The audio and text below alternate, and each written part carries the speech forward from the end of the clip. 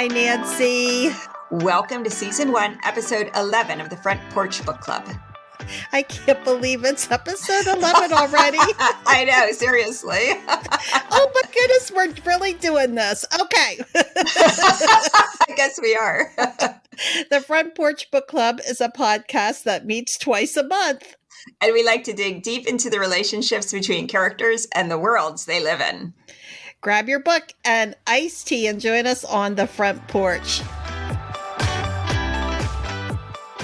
Hey, Nance. This episode is going to drop the day after your birthday. Happy birthday, sweet sis. Oh, thank you. How exciting.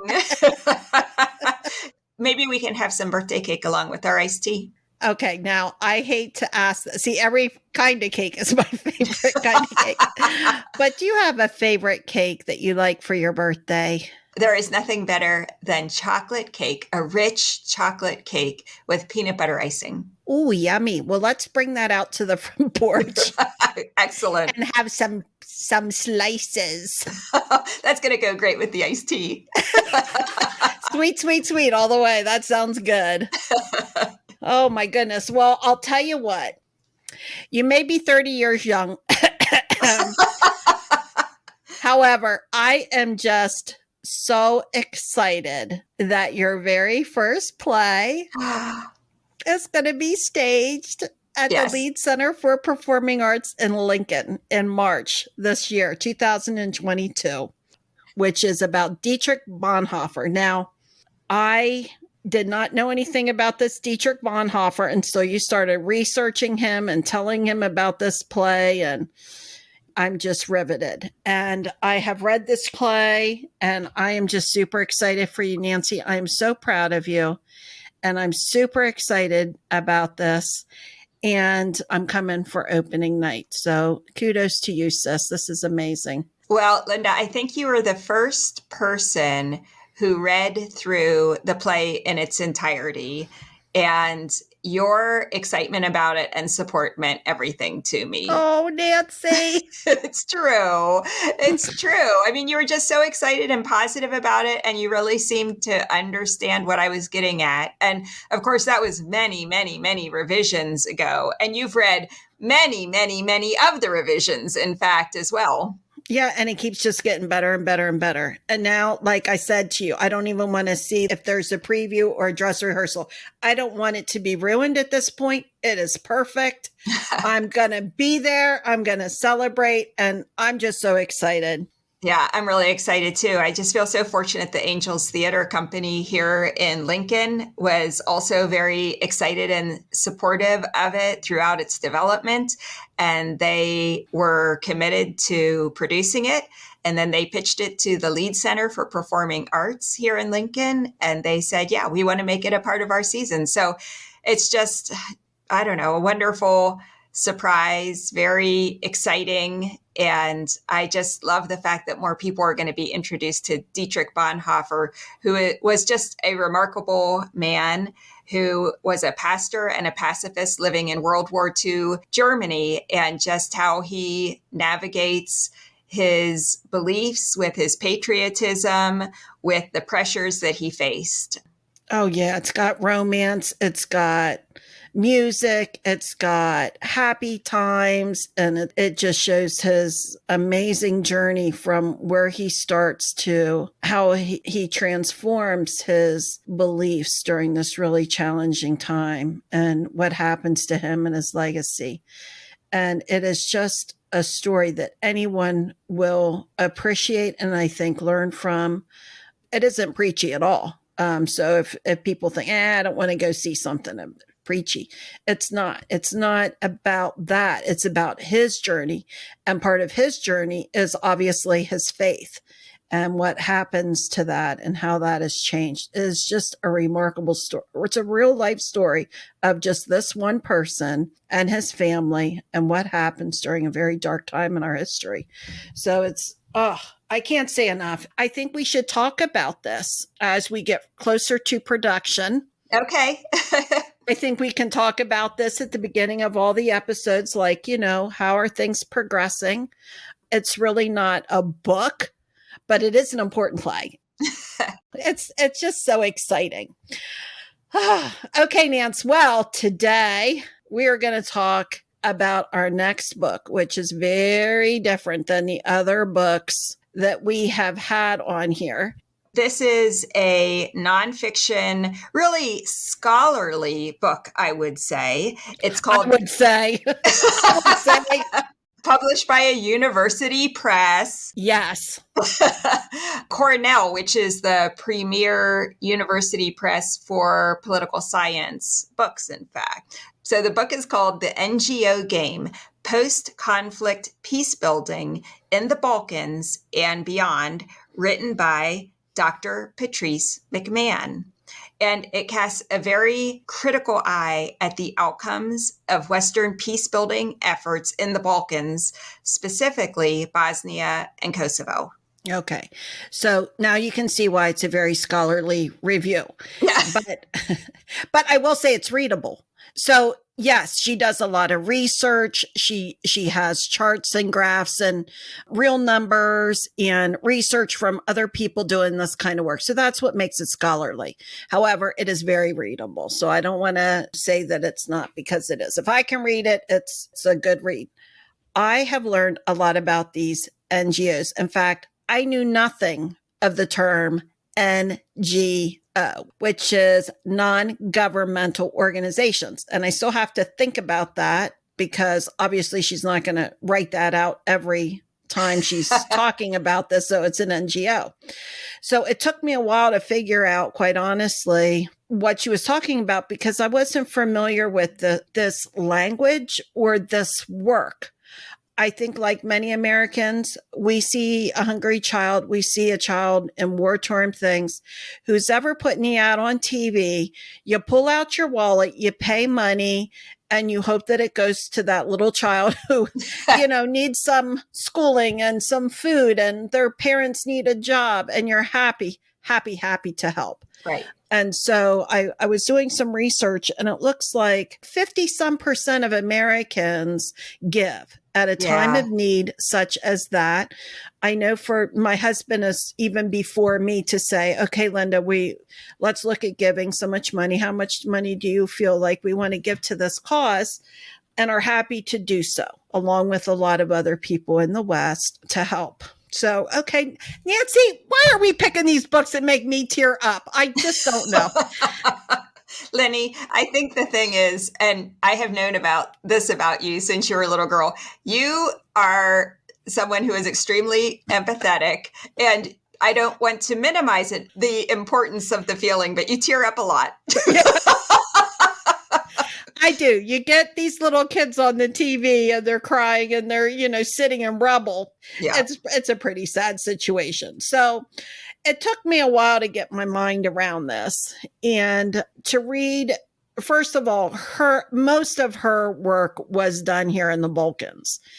I don't know what I was doing when there was a war in the Balkans, but I do remember that it was war and that it was rubble. Yeah. And it was a mess for a while. That's what I remember about it. I don't remember too much else about it. So, but the book isn't about the war. The book isn't about, you don't have to be a history person to know all this stuff. It's just that she used that as a backdrop to explain NGOs. She goes into detail about the history, which was actually interesting because I didn't know anything about the history, and kind of the setbacks that there are with the NGOs. There's lots of people over there after war-torn type of situations. The money from the West floods in. People want to help. People want to give. And then she takes a critical look then on, where's this money going? Is it helping people? To what extent is it helping people? The other part of it is it hurting people, which is the last thing that anyone wants to do who's giving their money to an organization like this. What are your thoughts, Nance? Like you, I see places where people are struggling, and it could be a man-made disaster, it could be a natural disaster, and absolutely, we in the West, we want to open up our wallets and give money. But, mostly the impulse is we want to help. But I think that Patrice, in the research that she's done, points out that when it's done poorly, we're not helping at all. And it could be that people have the very best intentions, but unfortunately, good intentions don't always lead to good outcomes. So in both Bosnia and Kosovo, she researches the huge boom that happens in NGOs descending on the countries after peace has been attained, and how they all come in. First of all, sometimes they come in to really help people with basic needs. But then starting in post-Cold War times, many NGOs came in with this idea of peace building, transforming the society, bringing democracy and civic participation. The downfall, it seems, is that a lot of times that the very people that those NGOs were there to help were not consulted about what work would be done. And they also had no accountability to those people. They were really accountable more to their big donors in Western countries. So people they were supposed to help were left out of the entire equation. She shows how it's so important for those people to have been involved for it to be sustainable, because with every boom, there's also the bust. And that's when only a few years later, sometimes maybe a few years more later, suddenly there is another crisis in the world, and the NGOs shift their attention and their donor dollars from those countries to the new crisis. When they leave, if the people in those countries haven't been involved and haven't really built their own capacity, then they can be worse off than ever before, because they have learned dependency on Western funding, and those NGOs leave and they take every bit of infrastructure and knowledge and everything else with them. And the people are left really starting from less than zero. It just seems very Western and very ethnocentric to think that somehow we know how to fix countries. Yes. We can't speak the language. So you got all those NGOs that can't speak the language. Right. They don't understand the culture. They don't understand the religion. They don't even maybe understand how to do the job that they're doing. And she talks about some very naive, well-intentioned people. Yeah. I could actually see myself doing this at some point. Yeah. Well-intentioned people with big hearts that want to go in there and help, but they don't know how to help. And so they're doing a lot of partnering and talking and writing to donors, but the money isn't funneling down to help people or to use the money in ways that's going to strengthen a system.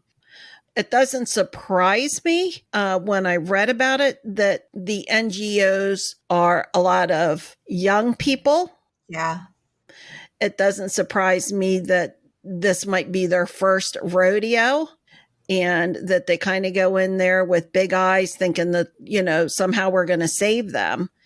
One of the areas that I thought was really interesting was the money that comes down that is for the people.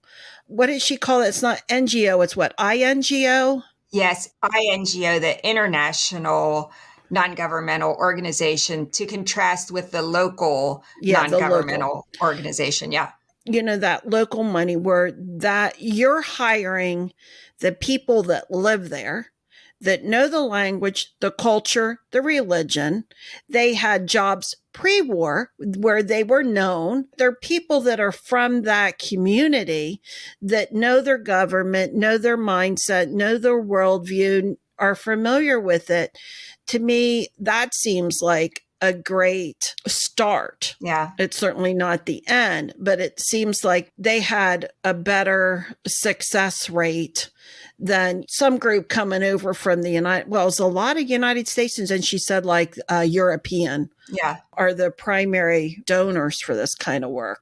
Right. It really is shocking to hear the statistics about how little money actually even made it to the countries, much less made it to the people. And it made me wish that we had some sort of metric to evaluate these NGOs on, is the money really getting to where we are trying to direct it to?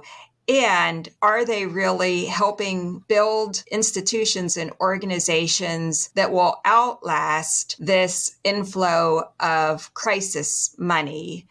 Because I think that dependency on Western money and the whims of Western donors is so damaging for these countries and the people in them. Patrice interviewed so many people who said they were constantly being asked to change what they were doing because some big donor had a new idea of some interesting new approach that was no better than the last one because it still wasn't really responsive to what the people knew they needed and what would work in their countries.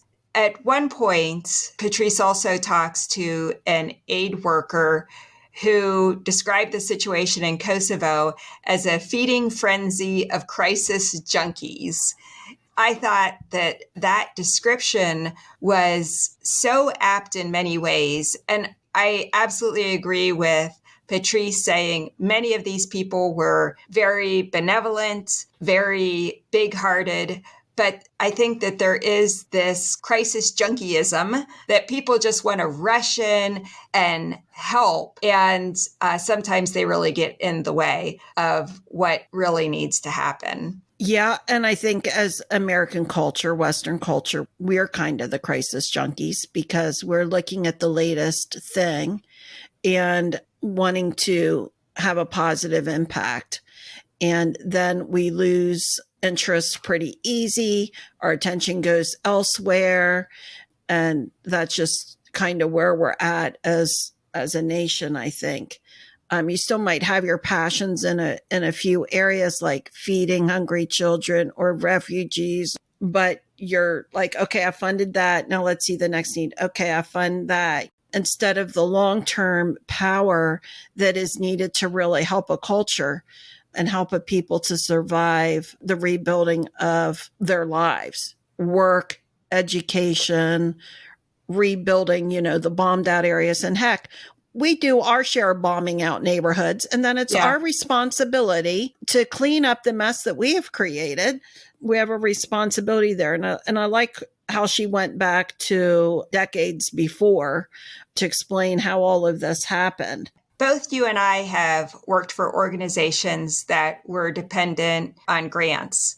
And that is just a very difficult sort of organization to run because you are constantly having to prove to your donors that you're doing good work, that it is still essential, that it has to happen. I hope this didn't happen in the organizations I worked with, but I certainly have heard from people, for instance, in communities who have said, yeah, you researchers get these grants, you come in, you survey us or have this new program or whatever that you get us all excited about. You collect your data from us and then you leave and we never hear from you again. In most cases, I will say, thankfully, they were saying, well, your organization is different. That's why we'd like to work with you because you're not just in to grab the data and out and we never see you again.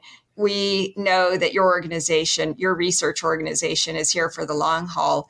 But I think it's so easy to chase after those grant dollars and to forget the very people that you're trying to help.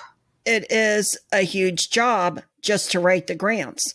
Yeah. So somebody is sitting there, or many people, depending on the size of the organization, their job is fundraising, grant writing, PR. You've got tons of people just doing that just to get the money to continue on doing what you're doing now.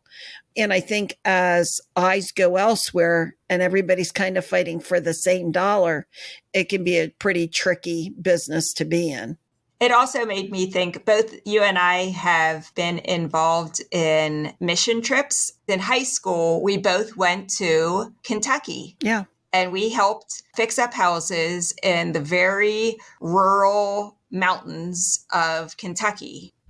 Yeah, it was a real hands-on experience. I mean, we had to raise our own money to go there. We had to take our own tools, all of our supplies. It was a real grassroots effort. Yeah. I guess they did feed us peanut butter and jelly sandwiches at the school. I remember the food being pretty bleak. I think there was one shower for 60 people. I mean, it was pretty meager.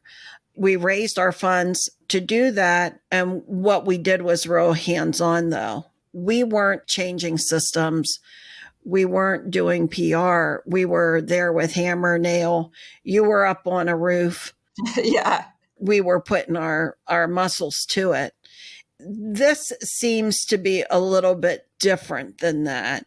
And that this is a war. Well, what we saw wasn't good. Yeah. We saw people living very much on the fringe. No running water, very little insulation, no electricity. And the people that we were helping, they absented themselves. We were not there to help them or get to know them or anything. I mean, mostly those houses were vacant during that time that we were there fixing them up. But there was one house where there were some kids that had stayed behind.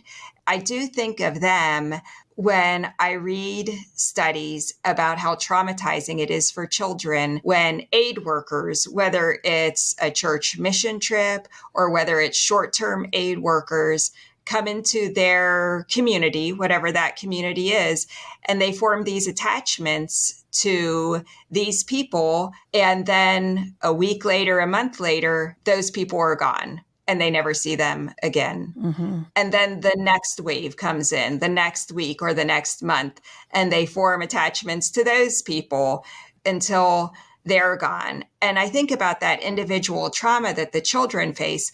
And it does make me think too about how that is a micro representation of the macro trauma that a community faces when an organization comes in, oh, we care, we're here to help. And then they're just gone. And Patrice talks about how sometimes it's just overnight, the doors are locked and they're off to the next thing. And no one even knows what happened to them, but they just know, well, they left. They're not here anymore. And this is a vulnerable society of people because they've already lived and experienced trauma as their world has ripped apart. They've lost loved ones. They've been through a war. Really leaves you to ponder what we're doing, why we're doing it. I give and support because I want to help, but it does respond to make me feel better. And so it reinforces that you want to give because then you feel like you're doing something and you feel better, like, oh, I'm doing my part here. But you certainly don't want to hurt anybody or harm anybody along the way. So it just kind of makes me feel frustrated, like we need some more answers here. I do want to backtrack and say something about charities, because I do remember that there was a really good website where you could plug in your charity. And I tried to find it before we went on the podcast and find out how many donor dollars actually go to people and what percentage of the donor dollars goes towards administrative work. Yes. That is out there on the web. And I'm passionate enough about this topic that I think we need to get that out. There's enough of a legacy here to know what works and what doesn't work, what is helpful and what isn't helpful. I want to give, but I want my money to have the most impact as possible. So who's doing the best work? How can I research to find out from her perspective how to support and how to help sitting on my couch here in York, Pennsylvania? Because I don't know that the messages don't do anything. Like, I do believe in advocacy. I do believe that I have a responsibility to my, humans around the world to support and help. And when I see a need to respond. So I would like to talk to her a little bit about that. What is the appropriate response? What recommendations does she have for the people that want to get involved? and set up a plan for us.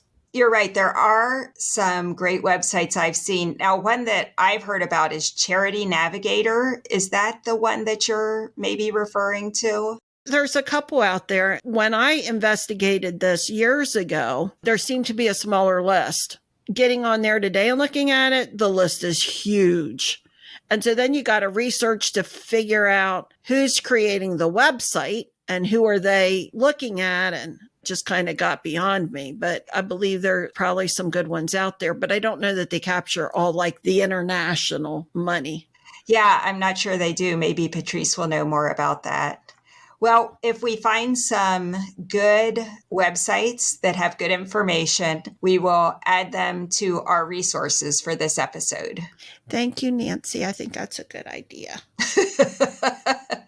I'm going to do some more legwork on that too, because I think people do want to help. Yeah. We got a good heart here in America. We know that we are blessed. We do want to support, but we certainly don't want to harm.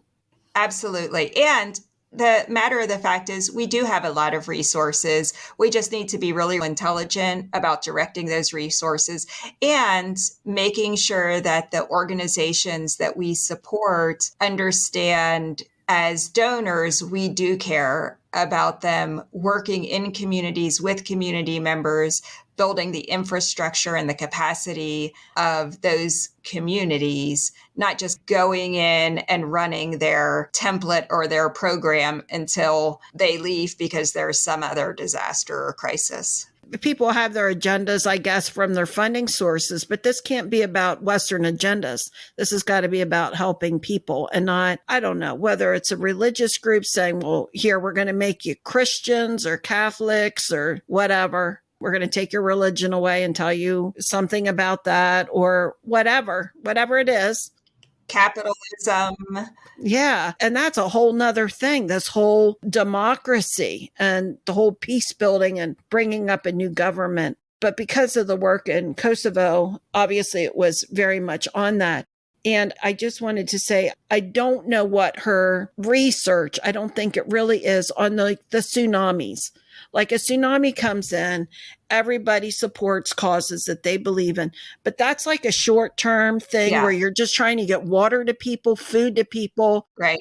Get the school rebuilt, take care of the quick infrastructure. And people are in and out of those places quickly because the people got the water and they're growing plants again and the school got rebuilt and we can kind of move on. Right. So this is kind of different from that. And I don't know if she did any research on the national disasters rather than the war-torn situations where you're going in there and you're helping to establish a government. What do we know about government? We know democracy. Mm-hmm. So there's the thing of, okay, here's how you set up a democratic government. There's something that is very ethnocentric about all of this.